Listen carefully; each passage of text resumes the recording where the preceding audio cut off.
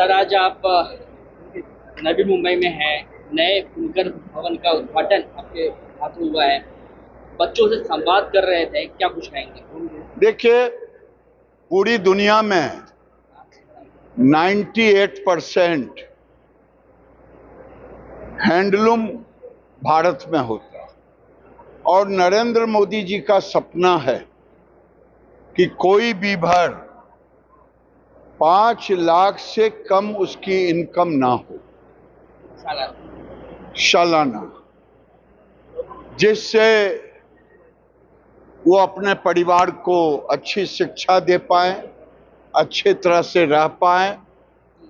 और उसके लिए हम मार्केट गांव टू ग्लोबल वो भी सिस्टम खड़ा किया है प्रधानमंत्री के नेतृत्व में।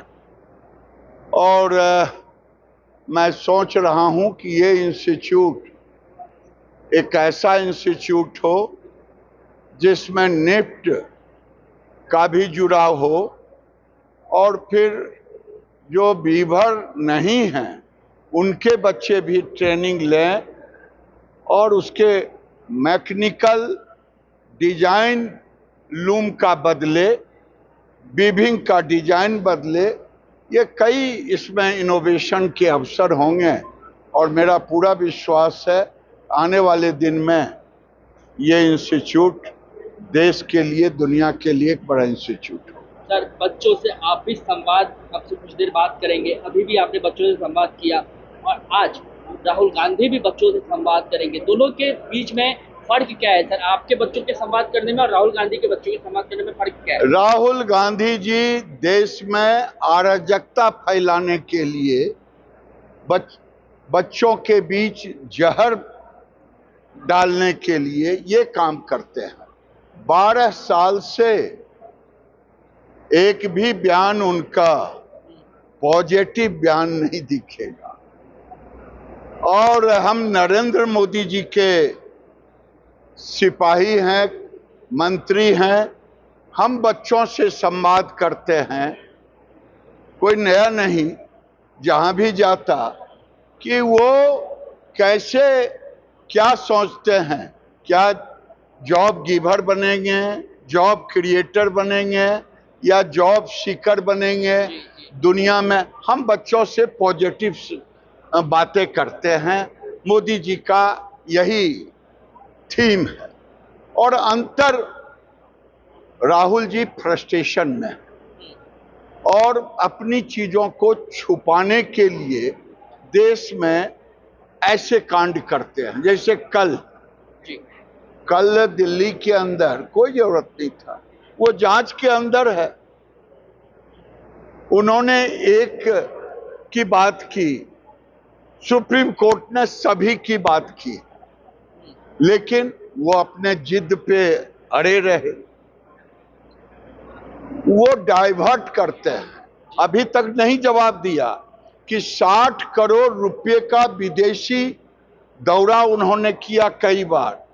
ये पैसे कहां से आए, किसने दिया? जवाब तो दे दो। अभी उनके ऊपर दोहरी नागरिकता का भी केस चल रहा है। मैं कोई आरोप नहीं लगा रहा हूं, लेकिन ये जरूर कह रहा हूं, उनकी माताजी सोनिया गांधी जी 15 साल के बाद शादी के तो वो भारत की नागरिकता ली। हमारे यहाँ जब बेटी की शादी होती है, जब बेटी उसी दिन कन्यादान के उपरांत बेटी तन मन धन से ससुराल की हो जाती। लेकिन पता नहीं क्या था जो 15 साल तक नहीं लिया। तो कभी कभी तो शंका लगता है कि भारत से प्रेम है या नफरत है सोनिया जी के परिवार। आत्मकथा लिख रही है इन दिनों, उनका रिलीज होगा।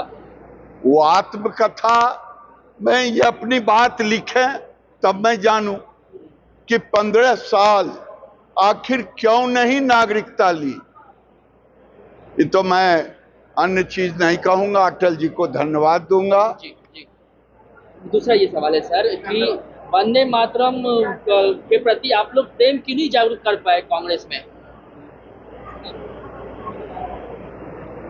सोए हुए को जगाया जाता है, जगे हुए को नहीं जगाया जाता है। ये वंदे मातरम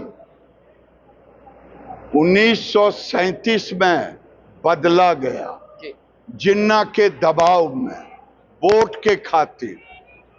और नरेंद्र मोदी जी देश के प्रधानमंत्री हैं जो देश की विरासत के साथ देश का विकास करते हैं। उन्होंने कहा 2 छंद नहीं होगा, 6 का 6 होगा, क्योंकि भारत की पहचान बिना सनातन का नहीं हो सकता। और उसमें है क्या? भारत की अस्मिता है, सनातन की अस्मिता है। दिक्कत कहाँ पर है कांग्रेस वालों को? सीडब्ल्यूसी की बैठक में तो ये फैसला लिया गया कि 2 छंद के आगे नहीं गए। कांग्रेस का दिक्कत है वोट बैंक, कांग्रेस का दिक्कत है वोट बैंक।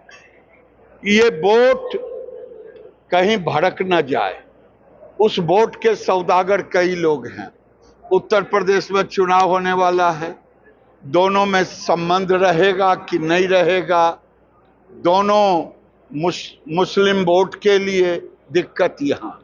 और इसी को डाइवर्ट करने के लिए वंदे मातरम का विरोध कांग्रेस को महंगा पड़ेगा। इसको डाइवर्ट करने के लिए राहुल गांधी जी ने कल वो नौटंकी किया और कहते हैं मैंने तो देश के लिए किया। अरे पहले ही से वहां सब चीज हो रहा था। ये भी केस की जांच क्राइम डिपार्टमेंट ही करेगा।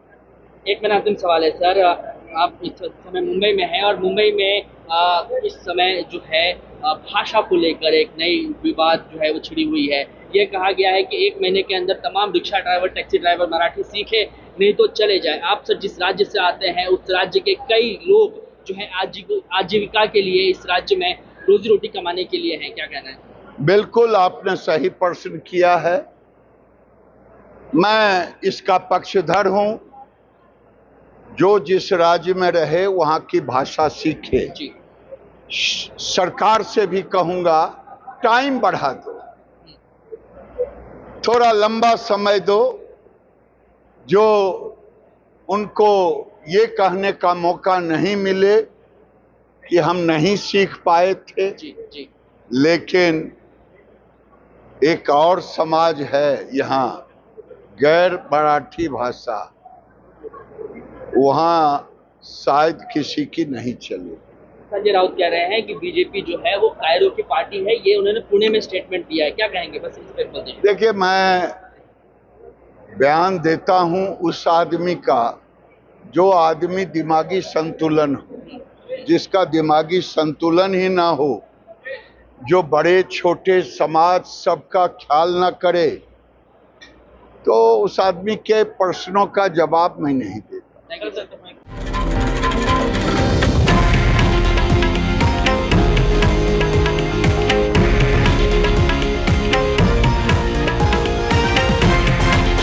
हे आहे देशातील नंबर 1 न्यूज नेटवर्क आणि आपण पाहत आहात TV9 मराठी, एकमेव।